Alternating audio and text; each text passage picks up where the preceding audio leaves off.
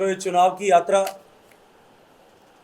जो विधानसभा चुनाव के पहले शुरू हुई थी, उसका पहला पड़ाव विधानसभा के चुनाव के समय संपन्न हुआ। आप सब लोगों के सहयोग से, आप लोगों की शुभेच्छाओं के साथ में, भारतीय जनता पार्टी के कार्यकर्ताओं के परिश्रम और माननीय मोदी जी के प्रति लोगों के प्रेम और विश्वास के चलते हुए जो कांग्रेस का कुशासन पिछले 5 साल से राजस्थान में था, जिसने राजस्थान को एक तरफ माफियाओं के हवाले किया था, राजस्थान को रेप कैपिटल बनाया था, राजस्थान को अपराधियों के लिए मुक्त कर छोड़ दिया था, राजस्थान की अर्थव्यवस्था को तार तार कर दिया था, राजस्थान को पेपर लीक का गढ़ बना दिया था, राजस्थान के किसानों के साथ वादा खिलाफी करते हुए किसानों को बेहाल छोड़ दिया था। उस सरकार से आज ही जाकर के आप लोगों के आशीर्वाद से, सहयोग से चुनाव की वैतरणी में हम लोग जुटे और जनता के आशीर्वाद के साथ, जैसा हमने कहा था और बार बार आप लोगों के सामने भी चर्चा की थी कि प्रचंड बहुमत के साथ भारतीय जनता पार्टी की सरकार बनेगी, सरकार बनी। और सरकार बनने के साथ ही जो वादे हमने मैनिफेस्टो में किए थे, चुनाव के समय में किए थे, मोदी जी की उस गारंटी पूरे होने की गारंटी ऐसा मानते हुए उन सभी वादों पर तत्काल पूरा करने की दिशा में कार्रवाई की। गैस सिलेंडर उज्ज्वला धारकों को 450 रुपये में मिले, इसको सुनिश्चित किया। किसान सम्मान निधि को बढ़ाने का जो वादा था उसे पूरा किया। प्रदेश के युवाओं के भविष्य पर जो अंधकार में प्रश्न चिन्ह लगा था रीट के और बाद में नकल माफिया के द्वारा, उसकी समुचित जांच एसओजी की एक एसआईटी बना करके की गई और आप सब ने देखा किस तरह से कितने लोग अब तक जेल के सीखचों के पीछे गए। पेट्रोल और डीजल का दाम करने का वादा किया था, वो पूरा किया। आंगनवाड़ी और इस तरह की एक्टिविटीज़ में काम करने वाले हमारी बहनों और हमारे मेट भाइयों की तनख्वाह बढ़ाने, उनका मानदेय बढ़ाने का जो वादा किया था वो पूरा किया। इस तरह एक बार राजस्थान के इस 90 दिन के कालखंड में जो आचार संहिता और सरकार बनने के बीच का कुल था, इस सीमित समय में शायद देश में पहली बार ऐसा हुआ होगा कि किसी सरकार ने जितनी घोषणाएं की थी, हर संभव घोषणा को हमने पूरा करने का प्रयास किया। चुनाव का दूसरा चरण लोकसभा के चुनाव के रूप में हम सबके सामने पिछले लगभग विधानसभा के चुनाव के समाप्त होने के ठीक बाद में लगभग पिछले 70-80 दिन से निरंतर जो क्रम इस लोकसभा के चुनाव का चल रहा था, पहले चरण के मतदान होने के बाद अब दूसरा चरण का मतदान 2 दिन बाद होने वाला है। आज जो प्रचार की प्रक्रिया है, शोर शराबे का प्रचार का शोर शराबा थमने वाला है। मैं उससे पहले आप सब मीडिया बंधुओं को, आप सब ने जो इस पूरी यात्रा में सहयोग किया, सच को सच दिखाने का साहस किया, झूठ का पर्दाफाश किया, उसके लिए आपका हृदयपूर्वक धन्यवाद करता हूँ। और निश्चित ही निष्प्रह रह करके भी, निष्पक्ष रह करके भी आपने अपने इस सदाचरण और व्यवहार से देश को विकसित करने के संकल्प के साथ जो ये राष्ट्रीय यज्ञ है, इस यज्ञ में अपनी भी सकारात्मक आहुति प्रदान की है। मैं हृदयपूर्वक आपका धन्यवाद करता हूँ। मित्रों, वो एक तरफ सनातन की संस्कृति को सम्मान करते हुए संस्कृति के मानबिंदुओं का मान सम्मान पुनः विश्व भर में स्थापित करने के लक्ष्य को लेकर के भारतीय जनता पार्टी चुनाव के रण में भारत को विकसित बनाने के संकल्प को लेकर के जो माननीय नरेंद्र मोदी जी के पिछले 10 साल के कालखंड में गरीब कल्याण के काम हुए, सीमाओं के सशक्तिकरण के काम हुए, देश के आर्थिक समृद्धि के लिए जिस तरह के कड़े और बड़े फैसले लिए गए, आज उसका परिणाम देश भर में दिखाई देता है। और भारत आज विश्व की सबसे तेजी से बढ़ती हुई अर्थव्यवस्था के साथ साथ में पिछले 10 साल में दुनिया में सबसे बड़ा गरीबी उन्मूलन का सफलतापूर्वक काम करने वाला देश बना है। और ऐसे समय में जब भारत विकसित होने की दिशा में आगे बढ़ रहा है, भारतीय जनता पार्टी संकल्प के साथ में कि हम विकसित भारत बनाएंगे, इस उद्देश्य को लेकर के इस चुनाव के मैदान में विकसित भारत के संकल्प को सिद्ध करने की आधारशिला, नींव की ईंट रखने का आह्वान करके लोगों के साथ चुनाव के मैदान में मतदान करने के लिए आह्वान करती है, उनको निमंत्रण देती है। वहीं दूसरी तरफ कांग्रेस पार्टी ने जिस तरह से इस चुनाव को इस नीचे के स्तर पर ले जाया और अब हालिया कांग्रेस पार्टी के बयानों के बाद उनकी नीयत और उनका चेहरा दोनों बेनकाब हुए हैं। मैं आपको उस परिप्रेक्ष्य में ले जाना चाहता हूँ जब 2006 में तत्कालीन प्रधानमंत्री मनमोहन सिंह जी ने जाहिर सभा में ये बात ऐलानिया तौर पर कही थी कि देश के संसाधनों पर पहला हक जो है, देश की संपत्ति पर पहला हक, वो अल्पसंख्यक समुदाय के लोगों का है। और कांग्रेस पार्टी के इस मानसिकता ने एक बार फिर तुष्टीकरण की राजनीति और मुस्लिम समाज को एक वोट बैंक के तरह देखते हुए उन्होंने जिस तरह से हमेशा ही आचरण किया है और चुनाव जीतने का हथियार बनाया है, हम इसके खिलाफ जो वर्षों से लड़ाई लड़ रहे थे, आज उनका चेहरा एक बार फिर दुनिया के सामने बेनकाब हुआ है। हमने देखा कि अभी हाल ही में कांग्रेस पार्टी के घोषणा पत्र में जिस तरह से आर्थिक और संपत्ति के सर्वेक्षण के बारे में चर्चा की गई और घोषणा पत्र में ये लिखा गया है कि कांग्रेस की सरकार बनने पर हम socio economic and caste census करवाएंगे। और इसी के कंटिन्यूएशन में सैम पित्रोदा साहब जो गांधी परिवार के और विशेष रूप से वर्तमान में राहुल और सोनिया जी के, राहुल जी और सोनिया जी दोनों के एडवाइज़र हैं और दोनों ही केवल और केवल उन्हीं की बात मानते हैं। उन्होंने अपना वक्तव्य देते हुए कहा कि अमेरिका में जिस तरह की व्यवस्था है कि जो पैतृक संपत्ति है, व्यक्ति जो अर्जित करता है, मरणोपरांत उसकी संपत्ति का हिस्सा 55% देश के लोगों में बांट दिया जाना चाहिए। 45% हिस्से पर ही केवल उसके परिवारजनों का अधिकार है। यदि आपके पास में शहर और आपके गांव में 2 मकान हैं तो ये तय मानिए कि उनके इस फॉर्मूला पर जब आपके दिन अशेष हो जाएंगे, उस दिन आपके पुत्र और आपके परिजन केवल एक ही मकान पर अपना क्लेम कर सकेंगे, शेष एक मकान उन्हें दूसरों के लिए छोड़ना पड़ेगा। जो संपत्ति है, गरीब व्यक्ति की संपत्ति का आधा हिस्सा, हर एक व्यक्ति की संपत्ति का आधा हिस्सा जो है वो मृत्युपरांत देश के बीच में बांट दिया जाना चाहिए। अब इसे आप 2006 के मनमोहन सिंह जी के बयान के साथ जोड़ करके देखिए, जो ऐसे संपत्ति एकत्रित होगी उसके ऊपर जो है पहला अधिकार देश के अल्पसंख्यकों के साथ में होगा।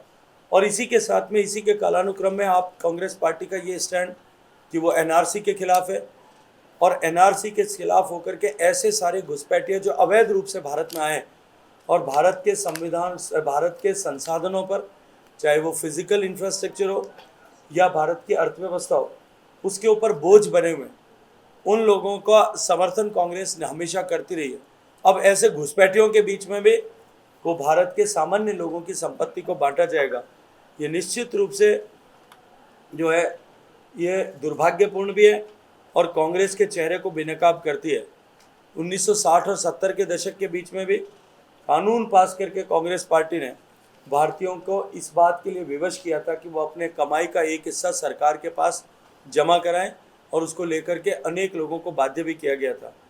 जब कांग्रेस, इंदिरा गांधी और नेहरू जी के ज़माने की कांग्रेस ने भी लोगों की कमाई के जब्त करने के ऐसे कानून 1963 और 1974 में भी पास किए थे, जिनका नाम compulsory deposits act, scheme act ऐसा रखा गया था, जिसके अंतर्गत सब करदाताओं और उनके अतिरिक्त संपत्ति धारकों और सरकारी कर्मचारियों को अपनी कमाई का 18% सरकार के पास जमा कराना अनिवार्य था। और जमा करने के ये धनराशि जो है, ये जमा होने के बाद 3 से 5 वर्ष तक का उसका लॉक इन पीरियड था, वो सरकार के पास रखना लाजमी था। उसके बाद में जो है ही वो संपत्ति वापस अपने जो मूल जमाकर्ता को मिल सकती थी। और आप सबको ये जानकर के हैरानी होगी, जिस समय ये काला कानून पास हुआ था उस समय डॉक्टर मनमोहन सिंह जी जो बाद में प्रधानमंत्री बने, वो कांग्रेस पार्टी के मुख्य आर्थिक सलाहकार और प्रधानमंत्री के मुख्य आर्थिक सलाहकार थे।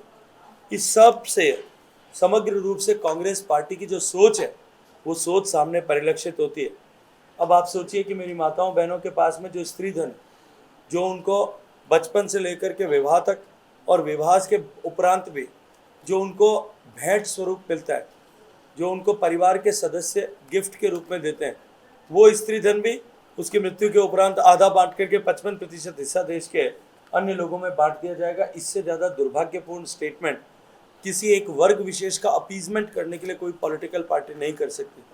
और ऐसा दुर्भाग्यपूर्ण स्टेटमेंट देकर के और कांग्रेस पार्टी ने अपने चेहरे को, अपने तुष्टीकरण के चेहरे को एक बार फिर बेनकाब किया है।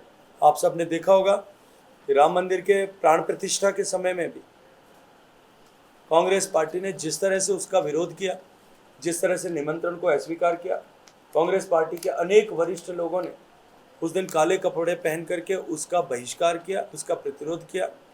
ये इस बात का परिचय है कि वो अपने वोट बैंक को साधने के लिए और तुष्टीकरण के चलते हुए एक वर्ग विशेष के वोट को अपने साथ जोड़ने के लिए वो किसी भी हद तक जा सकते हैं।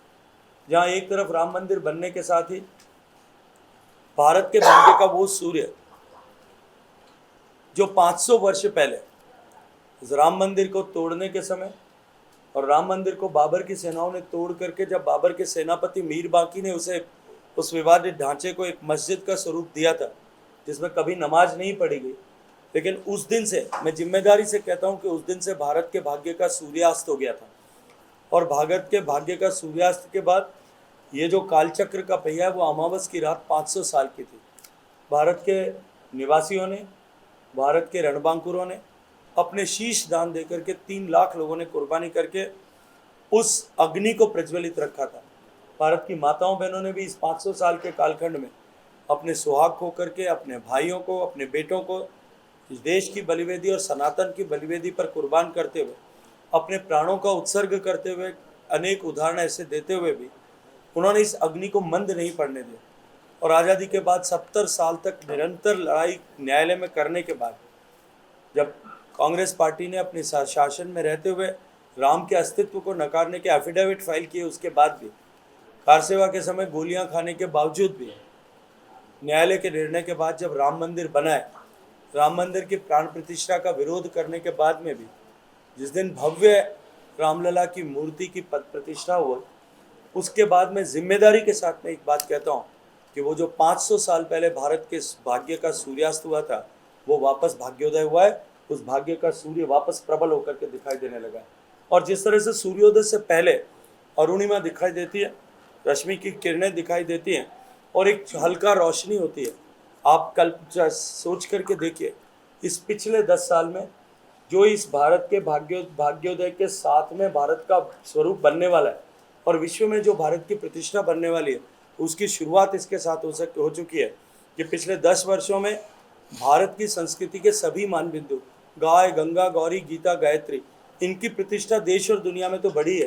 भारत की सनातन संस्कृति से निकले हुए ज्ञान, भारत की सनातन संस्कृति के दर्शन, भारत के योग, भारत के आयुर्वेद, भारत की चिकित्सा पद्धति, भारत की कृषि, जैविक कृषि की पद्धतियाँ, इन सब का सम्मान पूरी दुनिया में स्थापित होने लगा है। और पिछले 10 साल में जिस तरह से भारत आज अपने विश्व के पटल पर अपनी पहचान बढ़ा रहा है और इस संस्कृति के मानबिंदुओं का सम्मान बढ़ रहा है, ये निश्चित रूप से इन ऐसे सनातन विरोधी लोगों के में जो बयान आप सब ने देखे हैं, मैं उनको दोहराना नहीं चाहता, उनके मन में एक खींच और खिसियाट उत्पन्न करते हैं और उस समय में वो अपने वोट बैंक को और सुदृढ़ करने के लिए इस तरह के बेतुके बयान देते हैं। मैं उन बयानों की निंदा करते हुए भारतीय जनता पार्टी ने पिछले इस चुनाव के समर में जोधपुर में पूरी ताकत के साथ में कार्यकर्ताओं ने पूरी ऊर्जा के साथ में काम किया है। आप सब ने देखा कि जिस तरह से हर बूथ पर भारतीय जनता पार्टी की बैठकें हुई, शक्ति केंद्र स्तर पर बैठ करके हमने चुनाव की रणनीति को बनाया। और क्योंकि भारतीय जनता पार्टी कार्यकर्ताओं की ताकत के आधार पर काम करने वाली पार्टी है, तो हमने कार्यकर्ताओं की ताकत और शक्ति को और अधिक जो है केंद्रित करने के लिए काम किया। अनेक कार्यक्रमों के जरिए, अनेक बड़े में जो है मीटिंग्स के जरिए हमने चुनाव के इस समर को और अधिक ऊंचाई देने के लिए का प्रयास किया। आज जब हम चुनाव के प्रचार के अंतिम पड़ाव पर पहुंचे हैं, मैं विश्वास के साथ में एक बात कह सकता हूं कि एक बड़े अंतर के साथ में भारतीय जनता पार्टी का कमल जोधपुर से खिलेगा। राजस्थान की 25 सीटें एक बार हम फिर जीतेंगे। और देश में जो लक्ष्य हमने लिया है उस लक्ष्यांक को छूते हुए एक बड़ी सशक्त सरकार, इस देश को विकसित बनाने के लिए हम सशक्त सरकार को बनाने में सफल होंगे। नरेंद्र मोदी जी के नेतृत्व में ये विकसित भारत का संकल्प पूरा होगा। इस अपेक्षा के साथ में आप सबका हृदयपूर्वक धन्यवाद। सैम पित्रोदा का ये जो बयान आया है शिकागो से आया है, आपको क्या लगता है विदेशी मानसिकता और उसके लिए व्यक्तिगत तौर पर क्या कहेंगे? ये विदेशी मानसिकता नहीं, ये कांग्रेस की मानसिकता का ही एक हिस्सा है और कांग्रेस की मानसिकता आज संपूर्णता के साथ में जो है लोगों के सामने स्पष्ट हुई है।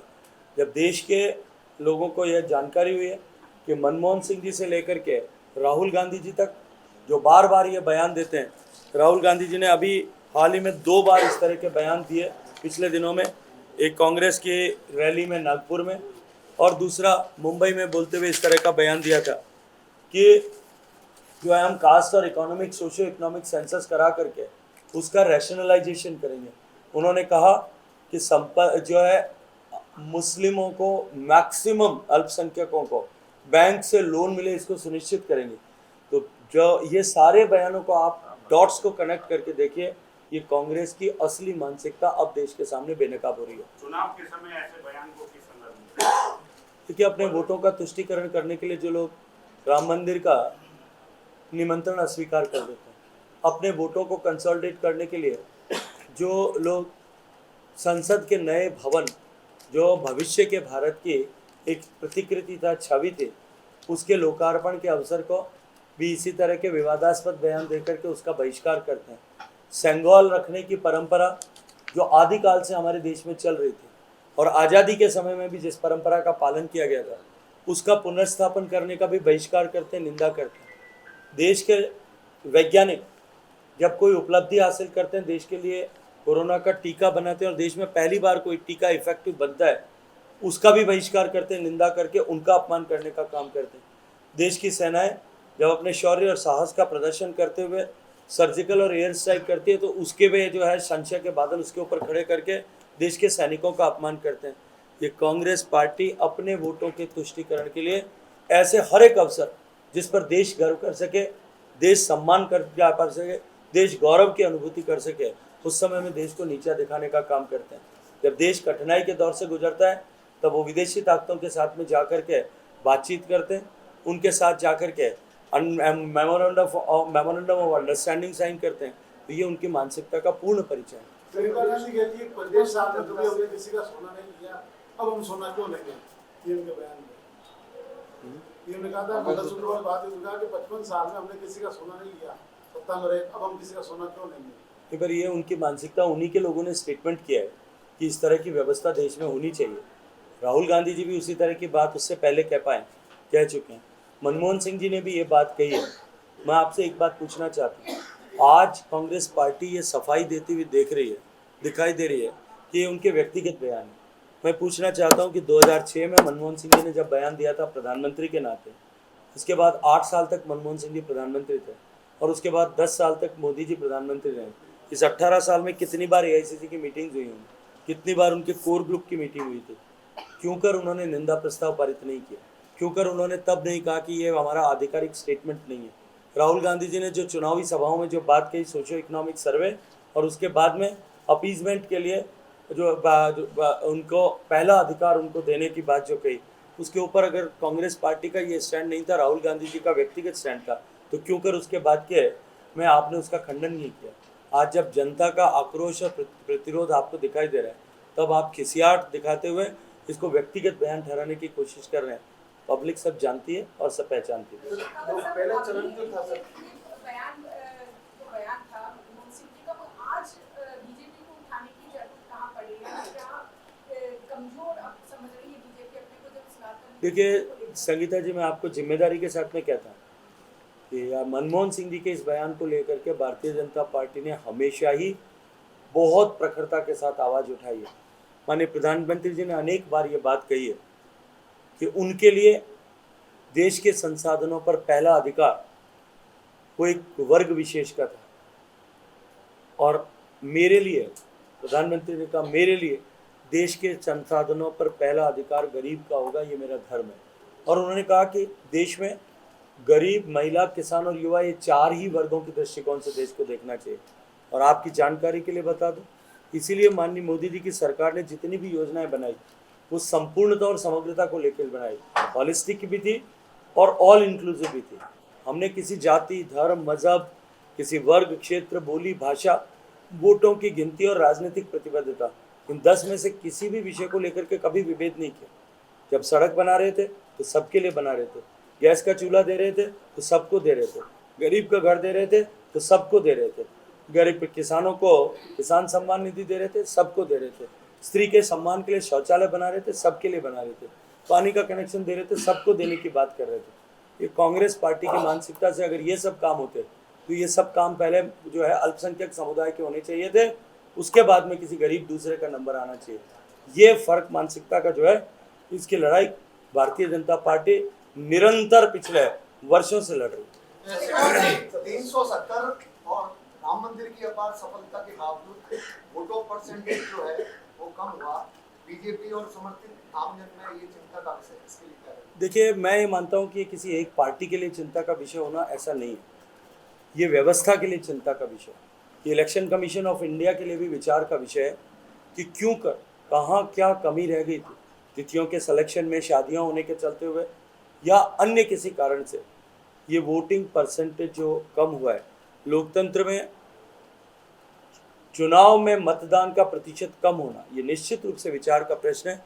ये केवल किसी एक दल के लिए नहीं, सभी राजनीतिक पार्टीज के लिए और इलेक्शन कमीशन ऑफ इंडिया और साथ साथ में इलेक्शन को आयोजित करने वाले सारे जो है institutions, may be it is returning officer और the entire paraphernalia which convene the election procedure, उन सब के लिए जो है ये चिंतन का विषय है।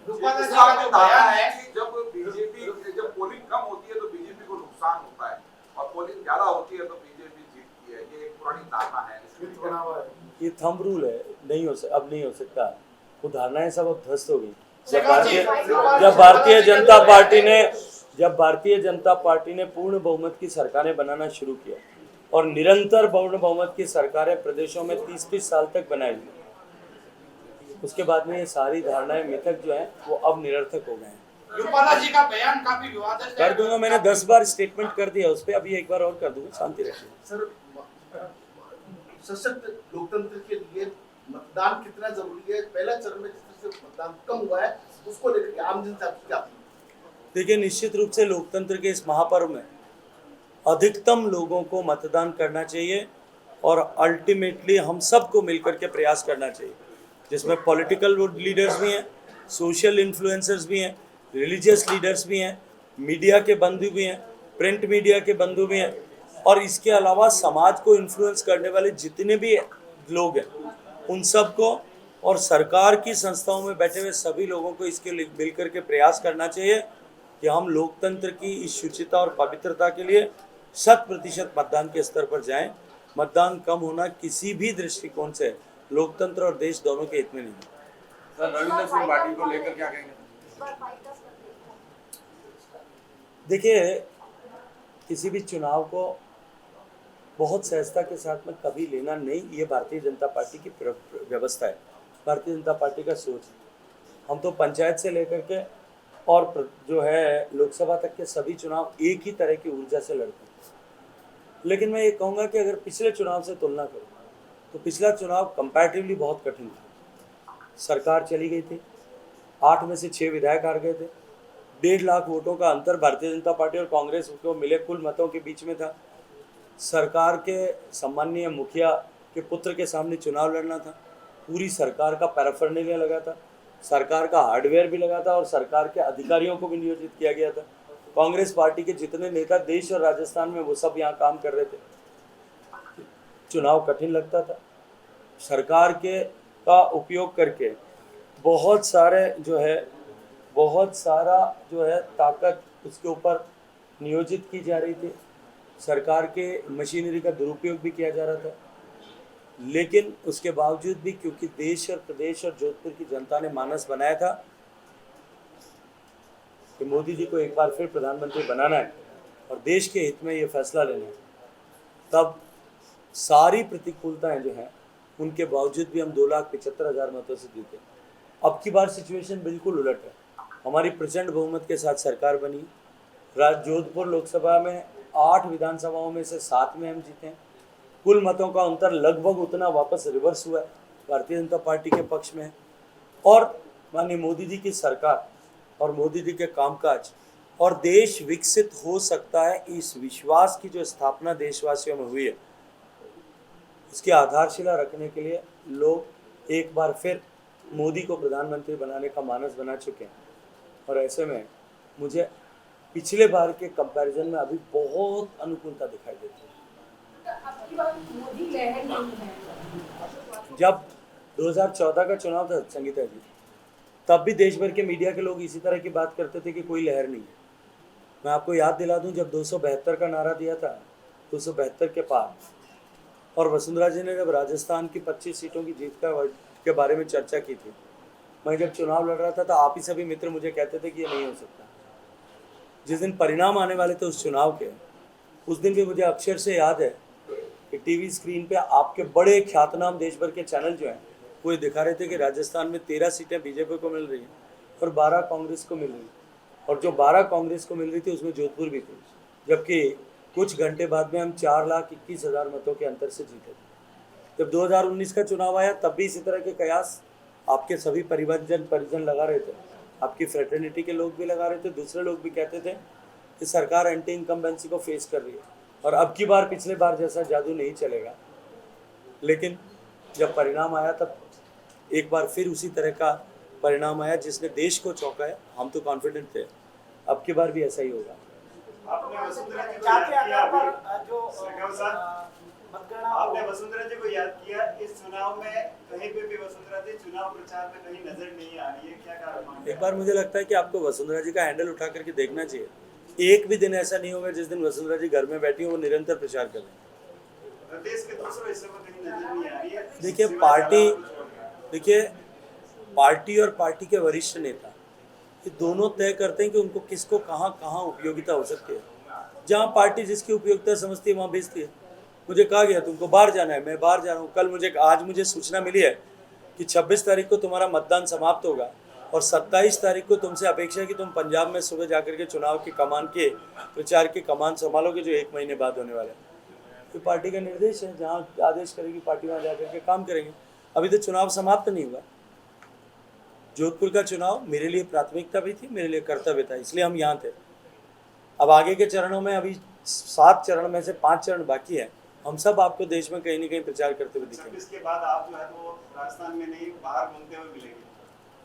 पार्टी का दायित्व। व्यक्तिगत रूप से आप पे हमला किया गया और चुनाव आयोग ने इसके ऊपर संज्ञान भी लिया कैंडिडेट से। देखिए, जब लोगों के पास में मुद्दे नहीं होते तब वो झूठ के सहारा लेते हैं। पहला झूठ का सहारा लिया गया कि एमपीलैड 40% खर्च नहीं हुआ। जब उस पर बात नहीं बनी तो दूसरे झूठ का सहारा लिया कि जोधपुर में एक भी काम नहीं हुआ। जब उस पर बात नहीं बनी तब ऐसे विषय जो बुझे हुए कारतूस हैं, जिनको चलाने की माननीय मुख्यमंत्री अशोक गहलोत साहब ने 5 साल तक कोशिश की थी और चला नहीं पाए। 5 साल तक निरंतर सरकारी मशीनरी का दुरुपयोग करने के बावजूद भी, सरकार के धन संसाधन का दुरुपयोग करने के बावजूद भी मेरे खिलाफ किसी भी तरह की कोई भी विषय को सिद्ध करने का उनको अवसर नहीं मिला। मैंने कोई पाप नहीं किया था, इसलिए मैं बेखौफ होकर के उस अग्नि परीक्षा में से जो है आराम से निकला। और जो मेरे ऊपर दोषारोपण कर रहे थे वो आज खुद ही कहते हैं कि मैं 12 एक्यूज की तरह कटघरे में खड़ा होकर के पेशी अटेंड कर चुका हूँ। और जब वो कर चुके हैं, उन्होंने प्रयास किया, उसके बाद भी कुछ नहीं हुआ। तो ये अनर्गल बातें करने वाले लोगों पर जोधपुर की जनता जानती पहचानती है। लोकेश शर्मा आज किसी करके उसका खुलासा करने वाले हैं। देखिए, लोकेश शर्मा खुलासा कर रहे हैं, पहले भी उन्होंने किया है। BL सोनी जो तत्कालीन जो ACB चीफ थे, SOG SCB चीफ थे, वो आधिकारिक रूप से बयान देकर के ये बात कह चुके हैं, मीडिया के सामने कह चुके हैं कि जब रीत और नकल माफिया पे अंकुश लगाने पर चर्चा होने के लिए हाई लेवल मीटिंग होती थी तो मुख्यमंत्री एक केंद्रीय मंत्री को फंसाने की ही चिंता करते थे, उसके अतिरिक्त किसी विषय पे चर्चा नहीं करते थे। तो ये मानसिकता आपके सामने कि जब आप प्रत्यक्ष युद्ध में परास्त न कर सको तो आप इस तरह से छद्म युद्ध किसी के छवि को मलिन करने के लिए करो। लेकिन फिर कहूँगा कि जनता है, ये सब जानती है। सर कड़ी से कड़ी जो प्रियंका है गांधी आपको ने हाल ही में एक बयान दिया है जिसमें उन्होंने कहा कि बीजेपी के लिए ये इलेक्शन जो है वो ठीक नहीं चल रही है, इसलिए इस तरह के बयानों को वो बार बार और उनके बीजेपी के तमाम नेता, बड़े नेता दोहरा रहे हैं। वो 10 साल में बताओ उन्होंने जनता के लिए क्या किया। 4 करोड़ गरीबों का घर बने, उसको वो जनता के लिए किया हुआ मानते हैं कि नहीं? 4 करोड़ गरीबों के घर में बिजली पहुंचे जो अंधेरे में रहते 55 साल तक उनकी सरकारें रहने के बावजूद भी, वो जनता के लिए किया हुआ काम है कि नहीं? 11 करोड़ माताओं बहनों को धुएं से मुक्ति मिली, वो जनता के लिए किया हुआ काम है कि नहीं? 12 करोड़ माताओं बहनों को जो नित्य प्रतिदिन अपनी गरिमा के साथ समझौता करना पड़ता था, उनके 3 पीढ़ी के शासन होने के बावजूद भी, 55 साल तक सत्ता में रहने के बावजूद भी, वो गरीबों के कल्याण के लिए किया हुआ काम है कि नहीं? 40-45 करोड़ गरीबों का बैंक खाता खुल करके उसमें 24 लाख करोड़ रुपए प्रत्यक्ष पहुंचा, ये गरीबों के लिए किया हुआ काम है कि नहीं? ये चांदी का चम्मच मुंह में लेकर के पैदा हुए लोगों को जब उनके लिए कोई काम होता है तभी वो किया हुआ जनता के लिए काम दिखता है, जब उनकी संपदा बढ़ती है तभी वो जनता के घर में हुआ हुआ काम मानते हैं। और जहाँ तक उनका बयान कि सब कुछ ठीक नहीं चल रहा है, याद दिला दूँ, उत्तर प्रदेश विधानसभा चुनाव में जब वो प्रभारी थी तब भी उन्होंने यही बयान दिया था। कितने विधायक जीते थे, एक बार उसको टैली देख लें, उसके बाद अब उनके बयान की हकीकत सामने आ जाएगी। चलिए मित्रों, सबका धन्यवाद।